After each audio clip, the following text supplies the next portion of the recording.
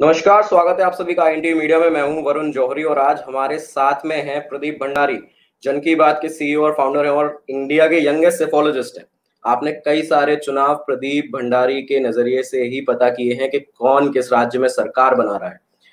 प्रदीप, आपने अपना opinion poll दिया है, कल जन की बात का ओपिनियन पोल आया है और उसमें बीजेपी की सरकार बंगाल में बनती दिखाई दे रही है।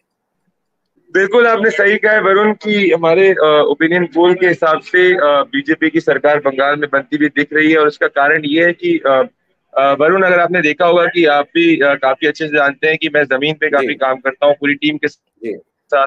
294 विधानसभा घूमी है और रूरल बंगाल जो है वरुण, वो बीजेपी की वर्डिक्ट डिसाइड कर रहा है और more than for BJP it's an anti TMC verdict. और इसी कारण अगर आप देख सकते हैं कि जो नॉर्थ बंगाल है और जो वेस्ट बंगाल है, वेस्टर्न पार्ट है, जो जंगल जी महल का रीजन है, वहां से मेजोरिटी सीट्स बीजेपी को मिल दिख रही है। और जो अर्बन बंगाल है वहां पे भी टीएमसी आगे है, पर वहां पे there is a minor inroad. So overall there is an anti TMC बिल्कुल। Current which we can see in Bengal. और आपको मैं उदाहरण दूं कि इवन जी। नंदीग्राम की सीट पे Mamata Banerjee is dicey. So that is something which you can see reflects the massive anti sentiment. पर हमारे पास में जो कुछ सवाल आए हैं उनमें से हमने 5 सवाल निकाले हैं जो काउंटर कर रहे हैं ओपिनियन पोल को, किस तरह से बंगाल में बीजेपी अपनी सरकार बना रही है। कि वरुण, बीजेपी इसलिए बंगाल में अपनी सरकार, देखिए पहली चीज तो ये है कि फ्री और फेयर वोटिंग होनी चाहिए। मैं जी आपको उदाहरण देता हूँ कि डायमंड हार्बर जैसी जगह जहाँ पे अभिषेक बनर्जी का बेस्टन है, वहां तक भी अगर फ्री और फेयर वोटिंग होती है तो दीपक हल्दार सीट निकाल सकते हैं। तो जी बंगाल में अगर आप, मैं चीज कहूँ कि सब, आप देखिए पहले टीएमसी टीएमसी की सरकार दिखा रहे थे, अब जैसे हमने कल ओपिनियन पोल दिखाया, एकदम से जी। मीडिया में एक 24 घंटे के अंदर बीजेपी हो गया। तो बिल्कुल। सेंटिमेंट ग्राउंड पे ये है वरुण कि जो नॉर्थ बंगाल है वहां पे 28 में जी से 22 सीट बीजेपी जीत रही है, उसका स्ट्रॉन्ग होल्ड है।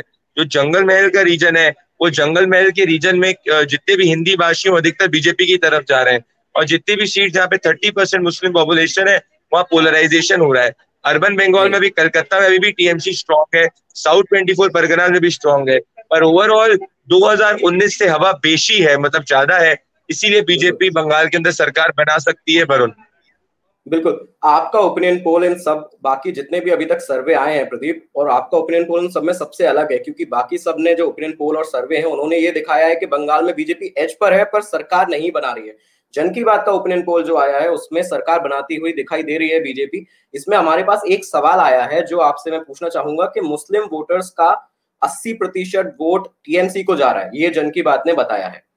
सवाल ये है कि जब आईएसएफ की एंट्री हो चुकी है इस इलेक्शन में, आईएसएफ ने लेफ्ट के साथ अलायंस भी कर लिया है, इसके बाद में अगर मुस्लिम वोटर्स आईएसएफ की तरफ या लेफ्ट की तरफ जाते तब टीएमसी को मुश्किल होती सरकार बनाने में। पर अभी जब टीएमसी की तरफ जा रहे हैं पूरे वोटर, तो बीजेपी कैसे ओवरकम करेगी यहाँ पे। देखिए वरुण, काफी अच्छा सवाल पूछा आपके दर्शकों ने। वरुण, एक चीज समझिए कि जो जी भी मुस्लिम वोट है बंगाल के अंदर, वो एक कुछ डिस्ट्रिक्ट्स के अंदर कॉन्सेंट्रेटेड है और बाकी जगह जगह के अंदर डिस्ट्रीब्यूटेड है। तो अगर मैं जी मुर्शिदाबाद की बात करूं, मालदा की बात करूं, भांगौर की बात करूं, जहां जहां 40-45% मुस्लिम पॉपुलेशन है, वो पूरा टीएमसी जी। के अंदर जो वोट है वो सीट में कन्वर्ट कर रहा है।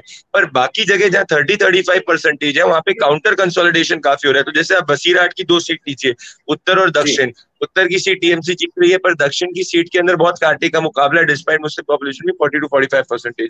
तो ये कहना बिल्कुल गलत होगा कि भाई 80-85% अगर माइनॉरिटी मुस्लिम पॉपुलेशन टीएमसी की तरफ जा रही है तो उससे वर्डिक्ट नहीं आ सकती।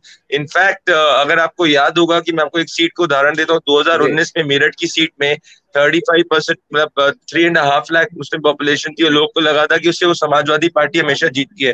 बट बीजेपी बिल्कुल। One that because of counter consolidation. तो ओके। वोट कितना सीट में कन्वर्ट करता है वो इंपॉर्टेंट हो रहा है। और इसीलिए apart from few districts, it is not converting into seats, it is adding to the base vote of TMC. Muslim voters इस समय साइलेंट दिखाई दे रहा है, जिस तरह का खबरों में और न्यूज में दिख रहा है। फ्रंट फेस में आके वो टीएमसी का सपोर्ट नहीं कर रहा है, तो क्या अभी ये एंड टाइम तक साइलेंट रहने वाले हैं और एट द एंड टीएमसी को ही अपना वोट देंगे। Varun, majority of the Muslim voters TMC के साथ ही रहने वाले हैं और मेजोरिटी ऑफ जी द मुस्लिम वोटर्स टीएमसी के साथ ही रहेंगे। क्योंकि अगर आपको मेरी आवाज आ रही है, जी। बिल्कुल क्योंकि बिल्कुल आ रही है। जी भले मुस्लिम जो है वो काफी स्ट्रॉन्ग पार्टी है, इसीलिए इसीलिए इसीलिए आईएसएफ और लेफ्ट को मुस्लिम वोट ज्यादा नहीं जाएगा, भले वो साइलेंट होंगे, पर जितने भी मुस्लिम हमने बात की है 85 to 90% of them will be going with TMC. अगर कलकत्ता पोर्ट और मेटिया ब्रूज के अंदर भी ये सिचुएशन है। इनफैक्ट बांगोर की सीट जो अब्बास सिद्दीकी खुद के पार्टी लड़ रही है, उसमें भी वो सेकंड नंबर की तरफ दिख रहे हैं। बिल्कुल बिल्कुल बिल्कुल। आप फ्लाइट पकड़ने वाले हैं अभी, और आखिरी सवाल मैं लूंगा यहाँ पे, एक हमारे जो व्यूअर है उनका आखिरी सवाल है प्रदीप, कि वो कौन सा पॉइंट था इस पूरे एनालिसिस में, इस पूरे चुनाव के आपके कवरेज के अंदर, जब आपको पूरी तरह से कंफर्म हुआ कि बीजेपी बंगाल में सरकार बना रही है? वरुण, ये काफी अच्छा सवाल है। वरुण, जब मेरे पास डेटा आया ये चुनाव, जैसे मैं त्रिपुरा के अंदर पूरे के पूरे 2 महीने ग्राउंड पे था, अभी भी पिछले 2 महीने से ग्राउंड पे, और अगर आप देखें कि मैं पीछे वापस कलकत्ता जा रहा हूँ, सिर्फ एक दिन के लिए मैं दिल्ली आया था, तो मुझे जब मैं नंदीग्राम घूमा और नंदीग्राम में मैंने देखा कि चीफ मिनिस्टर ममता बनर्जी जो है वो खुद हारने की स्थिति में है। मेदिनीपुर का जिला जो एक तरफा तृणमूल कांग्रेस को गया था 2019 में भी, वहां पे भी टेंट हो रहा है। तो अगर आप सोचिए कि बनारस के अंदर अगर कभी प्रधानमंत्री नरेंद्र मोदी को कांटे की टक्कर मिलेगी, मतलब बीजेपी के पक्ष में हवा देश में नहीं होगी। अगर प्रधानमंत्री नरेंद्र मोदी बनारस के अंदर एक तरफा जीत रहे हैं, तो उसका यूपी पे भी फायदा होने को दिख सकता है। तो एक ही जगह नहीं वरुण, जहां जहां टीएमसी पहले बहुत ज्यादा मार्जिन से जीतती थी, वहां बीजेपी कांटे की टक्कर देने लग गई, और जो बीजेपी के स्ट्रॉन्ग होल्ड थे वरुण वो मेंटेन हुए। एक उदाहरण देता हूँ कि मैं एक महिला से मिला था जो बोल नहीं सकती थी, और जब हमने उनसे पूछा कि आपको क्या लग रहा है, तो उन्होंने वरुण बीजेपी के सिंबल को दिखा के बोला कि भैया पूरा गांव बीजेपी जा रहा है। तो बंगाल का वोटर चुप है पर अंदर मन बना चुका है। अगर फ्री और फेयर वोटिंग होगी वरुण, तो परिवर्तन और सेंटिमेंट चेंज का ही है। बिल्कुल बिल्कुल बिल्कुल। प्रदीप, एक और आखिरी सवाल है मेरा, कि जो सीए का जो कार्ड बीजेपी का है, जो सीए का कार्ड बीजेपी खेल रही है बंगाल में, कि फर्स्ट कैबिनेट में मंजूरी मिल जाएगी सीए को बंगाल के अंदर, ये मठुआ कम्युनिटी जो बंगाल की है उसको अट्रैक्ट करने के लिए अच्छा कार्ड है, पर क्या बाकी पूरे बंगाल के अंदर इसका कोई नेगेटिव इम्पैक्ट बीजेपी के ऊपर पड़ सकता है? वरुण, जो सीए की आप बात कर रहे हैं, सीए के कारण बीजेपी को इतना फायदा होते हुए नहीं दिख रहा है। सीए में अगर इनफैक्ट अगर आपको मैं बताऊं कि जो मथुआ एरियाज है नॉर्थ 24 परगनास में, वहां पे क्योंकि सीए पूरी तरीके से इम्प्लीमेंट नहीं हुआ है, तो कुछ मथुआ नाराज भी हुए थे, जिनको प्लेकेट अभी होम मिनिस्टर ने किया था। तो सीए इम्प्लीमेंटेशन मथुआ के लिए जरूरी है, पर उससे इतना फर्क नहीं पड़ेगा। असम में, लोअर असम में उसका नुकसान पड़ रहा है, पर बंगाल के अंदर फायदा इतना बड़ा नहीं होते हुए दिख रहा है, क्योंकि सीए के रूल्स अभी तक नहीं बने हैं। तो सीए का मुद्दा बंगाल चुनाव को आर या पार की लड़ाई के अंदर एक निर्धारित मुद्दा नहीं है वरुण।